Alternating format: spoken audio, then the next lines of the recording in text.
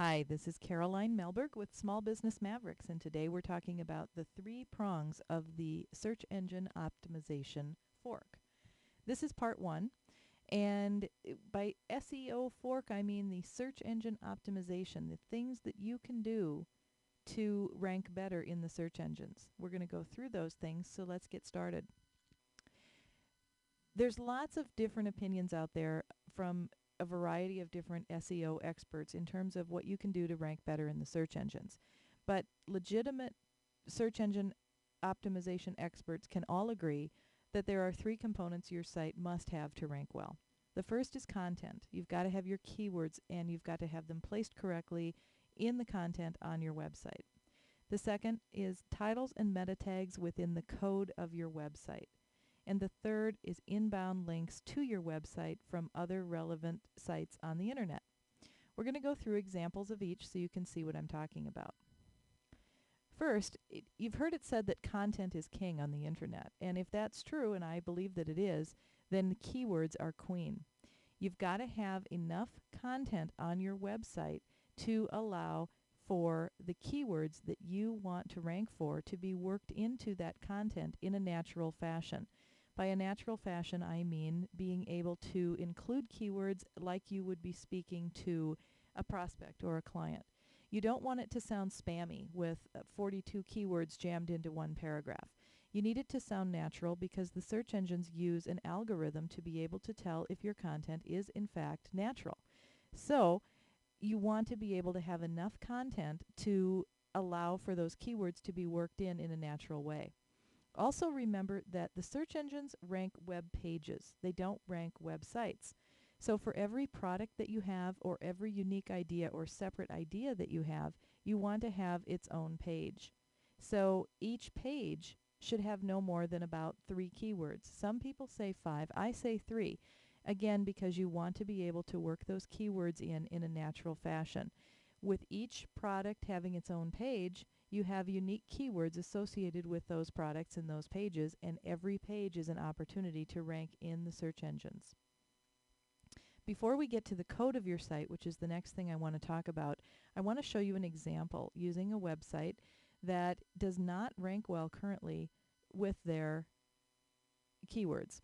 It's basketstogive.com, and one of the reasons they don't rank well for the keywords they want to be known for is that they don't have a lot of content on their site.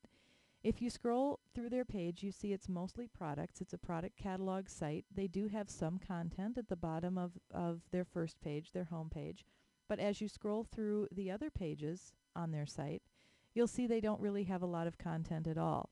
And so it's going to be difficult to get to rank for the keywords they want to be known for because they just don't have the content to include the keywords. They're all products and image driven. And when you do that, you don't give the search engines a lot of opportunity to see what you're about in terms of keywords.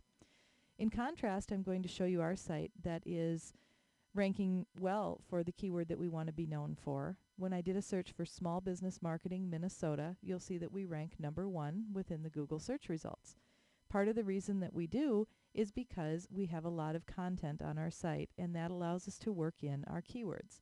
When we visit the different pages of our site, you'll see that there's a lot of content, and we can naturally work in the keywords that we want to be known for on each page. The next thing that you want to work on is the code of your site, and that is the thing that the search engines see. Remember, this is marketing. It really comes down to marketing to the search engines. That's why we specialize in search engine optimization, because it's another form of marketing. Marketing is our primary discipline. It's what we do, and so we're marketing to the search engines here instead of humans. The most important tag that you can have in the code of your site is your title tag. You can see your tags by going to View Page Source from your browser menu. And so if we do that and we go to Baskets to Give and we do View Page Source, we can see the different code that is on their page. And you can see that their title, which is illustrated by these title tags on their home page, is Baskets to Give. Now, what they really want to do is work in their keywords into their title so that when the search engines view their code, they can tell what the site is about. Baskets to Give isn't very explanatory. So it's not really giving them the best opportunity to tell the search engines what they're all about. In contrast, if we bring up the code for Small Business Mavericks, we can see that the title is Small Business Marketing, Minnesota Internet Marketing, and Small Business Mavericks. That gives the search engines a lot of information about what we're about, and it gives us the opportunity to rank well for those terms as a result. So, include your keywords in your title tag, and you'll have a better chance of ranking for those keywords. The next tags you want to pay attention to are the meta keyword tag and the meta description tag. Again, going back to the code that we looked at moments ago for Baskets to Go, you can see their tags that they have built in. Their keyword tags are here, meta name keywords, content, and then you can see, and I'll scroll over here, you can see all of the different keywords that they have. And I call this a Google wish list because they have all of these different keywords. And again, we want to keep keywords to about 3 per page. Any more than that, and you can't work them in naturally. And so you want to be able to include those keywords in natural sentences. And when you have this many keywords, there's no way you can do that. And so again, keep your keywords to 3 per page. Don't use a Google wish list, and you'll have a better chance of being found relevant for those keywords. The next tag is your description tag. If you look at this, the meta name description, you'll see that they have started off well. Gourmet gift baskets are the perfect gift for every occasion. That's good. But then they go on with some keywords again. They've made another keyword list trying to work in more. They didn't think they had enough in the Google wish list, so they wanted to work in more. What the description is used for is on your search engine results. When you do a search for a keyword and that whole list of results comes up, the description is what is shown there. And so you want to be able to have that be very compelling for your visitors to click on. You want it to be almost like the headline and subhead of a flyer that you might put out advertising your business.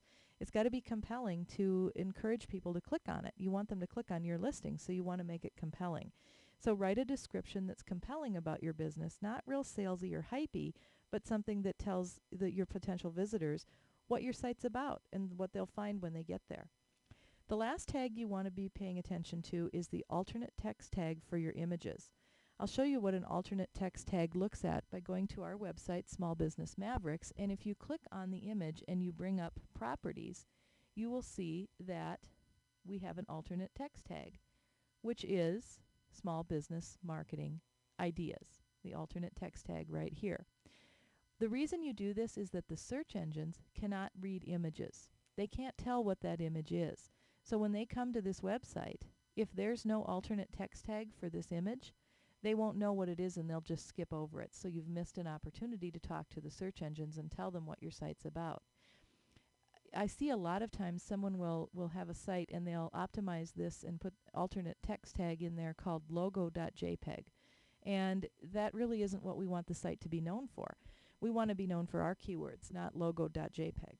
So make sure your alternate text tags make sense and that they have keywords in them so that you can use every opportunity to talk to the search engines. Again, go to View Page Source from your browser to be able to see those codes and those tags within your code so that you can see what your site looks like. And you can also do that on your competitors' sites so that you can see what they're up to and what keywords they're using. This is the end of part 1 of the 3 prongs of the SEO fork. Check out part 2. Again, this is Caroline Melberg with Small Business Mavericks. Visit us on the web at www.smallbusinessmavericks.com. Thanks for watching so far. Check out part 2.